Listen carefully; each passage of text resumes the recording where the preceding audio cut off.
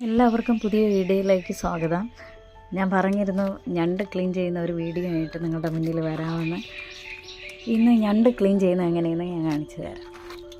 പലരും ഞണ്ട് കറി വയ്ക്കാത്തതിന് കാരണം ഞണ്ട് എങ്ങനെയാണ് ക്ലീൻ ചെയ്യുന്നതെന്ന് അവർക്കറിയില്ല. അതിന് ഇപ്പോൾ എൻ്റെ കൈവശമുള്ളത് ചെറിയ ഞണ്ടാണ്.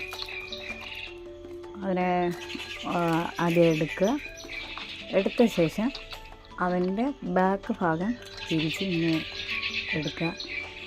ബാക്ക് ഭാഗത്ത് ഇളകി വരുന്ന രീതിയിൽ ഒരു ചെറിയൊരു പോർഷനുണ്ട്. ആ പോർഷൻ പിടിച്ച് ഒന്ന് പുറകോട്ടൊന്ന് ജസ്റ്റ് ഒന്ന് തൊടുമ്പോൾ തന്നെ ആ പുറന്തോട് ഇളകി വരും. ആ ഇളകി വരുന്നതിനോടൊപ്പം കുറേ വേസ്റ്റുകൾ, അതിനകത്തുള്ള വേസ്റ്റുകൾ അങ്ങ് താനേ പൊയ്ക്കോളും. അത് കഴിഞ്ഞിട്ട് നമ്മൾ നന്നായിട്ട് അതിൻ്റെ ഇരുവശത്ത് ഒരു സോഫ്റ്റ് പോലുള്ള ഒരു സാധനമുണ്ട്, നമ്മൾ ഈ മീനിലൊക്കെ കാണുന്നത് പോലുള്ള ഒരു സാധനം. അതിനെയൊക്കെ നന്നായിട്ട് ഇളക്കി അതിലങ്ങ് വേർപെടുത്തുക. പിന്നെ ചെയ്യേണ്ടത്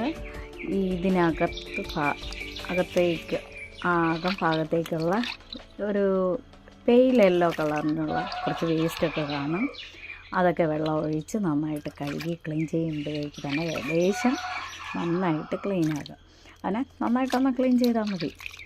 അത് കഴിയുമ്പോഴേക്ക് പിന്നെ ഈ ഞണ്ട് ചെറിയതാണല്ലോ, അത് കാരണം നമുക്കധികം ഇറുക്കുകാലുകളൊന്നും അതിൽ നിന്ന് എടുക്കാൻ കഴിയില്ല. അതിൻ്റെ സൈഡിൽ നിന്നൊക്കെ ഒരല്പം ചെറിയ രീതിയിൽ ആവശ്യമുള്ള ഭാഗം മാത്രം എടുത്താൽ മതി. അതിൻ്റെ തുമ്പറ്റത്ത് നമ്മൾ കൈ കൊണ്ട് തന്നെ ചുറ്റി എടുക്കുമ്പോഴേക്ക് അതിങ്ങി മുറിഞ്ഞ് വരും.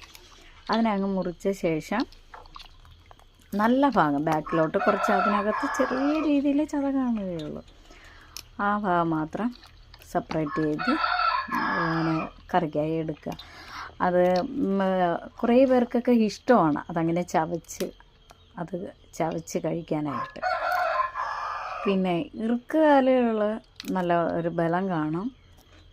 കാരണം അതിൻ്റെ തുമ്പറ്റ നല്ല മൊന പോലെ ഇരിക്കും. നമുക്ക് മുറിവുണ്ടാകാൻ സാധ്യതയുണ്ട്. അത് സൂക്ഷിച്ച് അത് ഇളക്കി എടുത്തിട്ട് ഏതെങ്കിലും തടി കഷ്ണത്തിലോ അല്ലെങ്കിൽ വേറെ എന്തെങ്കിലും ബലമുള്ള പോർഷനിൽ വെച്ച് കട്ട് ചെയ്യുക. ഇല്ലെങ്കിൽ നമ്മുടെ കയ്യിലിരിക്കുന്ന കഴുകാൻ ഉപയോഗിക്കുന്ന ആ പാത്രത്തിൻ്റെ വക്ക് തന്നെ ബലം ഉണ്ടെങ്കിൽ അവിടെ വെച്ച് ജസ്റ്റ് ഒന്ന് നമ്മുടെ കത്തിയുടെ ബാക്ക് ഭാഗം കൊണ്ടൊന്ന് തട്ടുമ്പോഴേക്കും അതൊന്ന് പൊട്ടിപ്പോകും. അത്രയും കഴിഞ്ഞാൽ നമ്മുടെ ഞണ്ടിൻ്റെ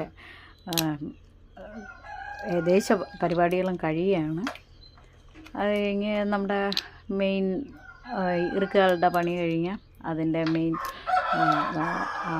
നല്ല മാംസളമായ ഭാഗം വരുന്ന പോർഷനെ നമുക്ക് ആവശ്യമെങ്കിൽ മുഴുവനോടെ ഇടാം, ഇല്ലെങ്കിൽ രണ്ടായിട്ട് കട്ട് ചെയ്യാം. കാരണം പൊതുവേ ഞണ്ടെന്ന് പറയുന്നത് നല്ല വില കൂടുതലായിരിക്കും. നമ്മൾ വാങ്ങുമ്പോൾ കുറച്ച് നമുക്ക് കിട്ടുകയുള്ളൂ. അപ്പോൾ അതിൻ്റെ പീസിൻ്റെ എണ്ണം കൂട്ടിക്കഴിഞ്ഞാൽ കൂടുതൽ പേർക്ക് വിളമ്പാം, അത്രേ ഉള്ളൂ. നമ്മുടെ സൗകര്യാർത്ഥം അതിൻ്റെ ആ മാംസളമായ ഭാഗം രണ്ടായിട്ട് ഉപയോഗിക്കാം. പിന്നെ വലിയ ഞണ്ടൊക്കെ ആണെങ്കിൽ നമുക്ക് 4ആയിട്ടൊക്കെ കട്ട് ചെയ്തിടാൻ പറ്റും. പിന്നെ ചെയ്യേണ്ടത് ഇതിനെ നന്നായിട്ട് കഴുകി വാറ്റി തോർത്തിയെടുക്കുക. അതിന് ശേഷം നമ്മൾ ഞണ്ട് കറി വയ്ക്കാനോ റോസ്റ്റ് ചെയ്യാനോ അതോ തോരൻ വയ്ക്കാനോ എന്താ വെച്ചാൽ നമ്മൾ യൂസ് ചെയ്യാവുന്നതാണ്. നിങ്ങളെല്ലാവരും ഇതൊന്ന് ട്രൈ ചെയ്ത് നോക്കണം. അപ്പോഴേക്കും നിങ്ങൾക്ക് അതിൻ്റെ കാര്യങ്ങളൊക്കെ നന്നായിട്ട് മനസ്സിലാവും. നമ്മൾ ചെയ്ത് നോക്കുമ്പോഴാണ് അതിൻ്റെ ശരിക്കുള്ള ഉപയോഗം ഉണ്ടാവുക.